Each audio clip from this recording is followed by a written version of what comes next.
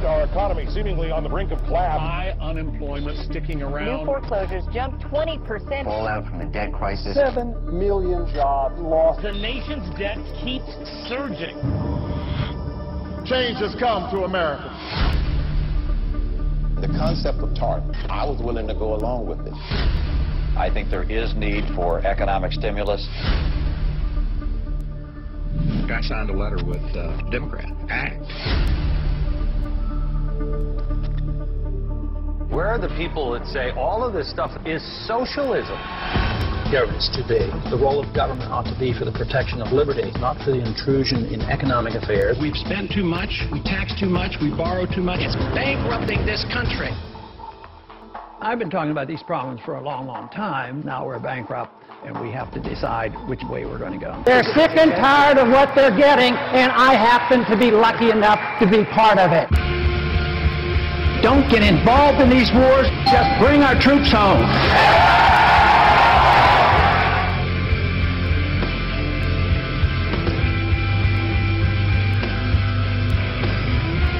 There is absolutely never a reason to give up 1 ounce of freedom for the sake of security. It won't work.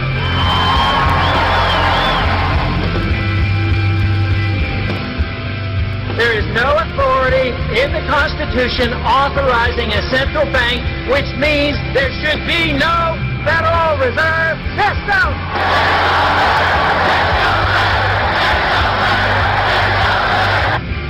An idea whose time has come cannot be solved by any army or any government.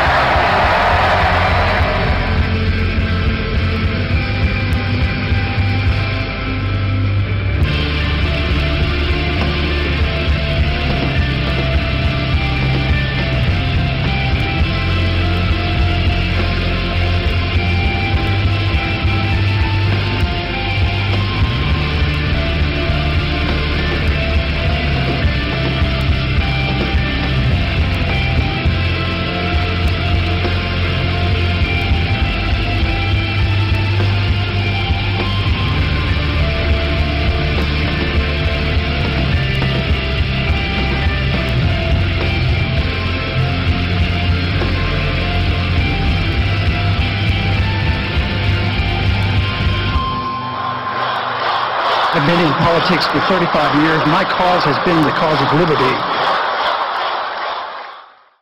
Come here, just like we did in Iraq. Build up the war propaganda. There was no Al-Qaeda in Iraq, and they had nuclear weapons, and we had to go in. I'm sure you supported that war as well. Okay. It's time we quit this. It's time. It's trillions of dollars we're spending on these wars.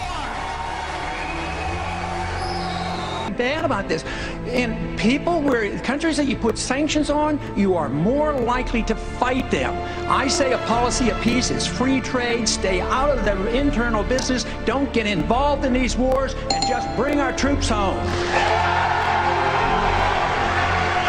Congressman Paul, in the civilian courts, could you please tell Congressman Paul why he's wrong? Well, because simply terrorists who commit acts against United States citizens, people who are from foreign countries who do that, do not have any right on under our Constitution to Miranda rights. We've also seen that Guantanamo Bay has yielded significant information. In fact, we've learned that that led to the capture and the killing of bin Laden. This is a tool that we need to have in order to be able to prosecute the new type of war, the new type of warfare, and the new type of terrorists that this country is dealing with. Seconds, Congressman Paul. Well, I think she turns our rule of law on its head. She says that the terrorists don't deserve protection under our courts, but therefore a judgment has to be made. They're ruled a terrorist. Who rules them a terrorist? I thought our courts recognized that you had to be tried, and we've done this. And we've brought individuals back from Pakistan and other places. We've given them a trial in this country, over 300, or at least near 300. We've tried and put them in prison. So this idea that we have to turn on its head and reject the rule of law, we already are at the point where this administration, please let me finish. I have to say, this administration this administration already has accepted the principle that when you assume somebody is a terrorist, they can be targeted for assassination, even American citizens. That affects all of us eventually. You don't want to translate our rule of law into a rule of mob rule. Senator Santorum. Our country has defaulted 3 different times. They promised at one time during the Civil War to pay in gold. They refused to. In the 30s, they promised to pay in gold. They refused to. And then in 1971, they promised to pay foreigners in gold. We defaulted, and we stuck it to them. So once again, we're going to default. We're defaulting every single day. That's what your prices are doing. Prices go up, they're defaulting on your money. So we need to look at the Federal Reserve System.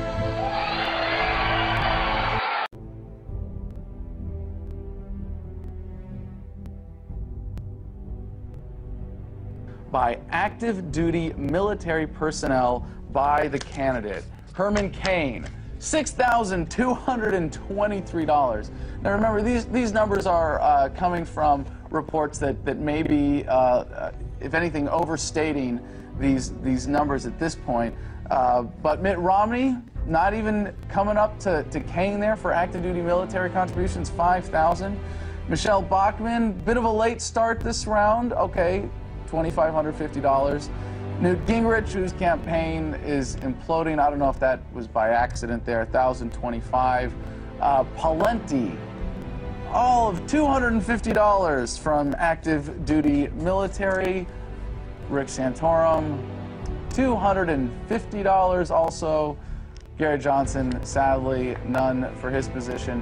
Total there of those other candidates, so to speak, $15,398. Sure sounds like a lot, doesn't it? Well, there's one other candidate who you might have noticed. Well, I don't know if you're watching the mainstream media. You might not have noticed that he was omitted from that list. Let's see, how much did Ron Paul get in this last quarter from active duty military? Oh my gosh, $36,739.79. No surprise, actually, that this was the case. Far outstripping all other Republican presidential candidates put together, as was the case 4 years ago. But let's see, let's compare this to, who's the other guy running for president in 2012? Oh yeah, $28,833.99 for the president himself. Imagine for a moment that somewhere in the middle of Texas there was a large foreign military base. Say Chinese or Russian. Imagine that thousands of armed foreign troops were constantly patrolling American streets in military vehicles. Imagine they were here under the auspices of keeping us safe, or promoting democracy, or protecting their strategic interests. Imagine that they operated outside of U.S. law and that the Constitution did not apply to them. Imagine that every now and then they made mistakes or acted on bad information and accidentally killed or terrorized innocent Americans, including women and children, most of the time with little or no repercussions or consequences. Imagine that they set up checkpoints on our soil and routinely searched and ransacked entire neighborhoods of homes. Imagine if Americans were fearful of these foreign troops and overwhelmingly thought America would be better off without their presence. Imagine if some Americans were so angry about them being in Texas that they actually joined together to fight them off in defense of our soil and sovereignty because leadership in government refused or were unable to do so. Imagine that those Americans were labeled terrorists or insurgents for their defensive actions and routinely killed or captured or tortured by the foreign troops on our land. Imagine that the occupiers' attitude was that if they just killed enough Americans, the resistance would stop. But instead, for every American killed, 10 more would take up arms against them, resulting in perpetual bloodshed. Imagine if most of the citizens of the foreign land also wanted these troops to return home. Imagine if they elected a leader who promised to bring them home and put an end to this horror. Imagine if that leader changed his mind once he took office. The reality is that our military presence on foreign soil is as offensive to the people that live there as armed Chinese troops would be if they were stationed in Texas. Shutting down military bases and ceasing to deal with other nations with threats and violence is not isolationism. It is the opposite. Opening ourselves up to friendship, honest trade and diplomacy is the foreign policy of peace and prosperity. It is the only foreign policy that will not bankrupt us in the short order, as our current actions most definitely will. I share the disappointment of the American people in the foreign policy rhetoric coming from the administration. The sad thing is, our foreign policy will change eventually, as Rome's did, when all budgetary and monetary tricks to fund it are exhausted. Is the most popular, and if this was a fair game and wasn't rigged, would be our next president. In his heart and in his head, in his character and in his intellect, in what he has done and in what he will become. The Thomas Jefferson of our day, Ron Paul, is one of us.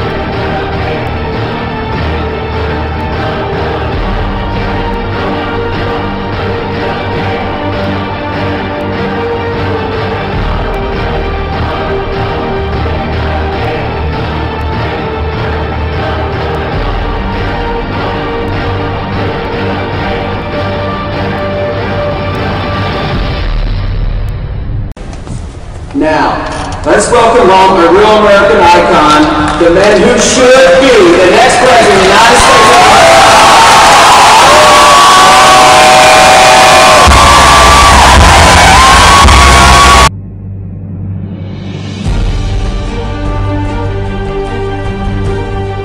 In his heart and in his head, in his character and in his intellect, in what he has done and in what he will become. The Thomas Jefferson of our day, Ron Paul, is one of us.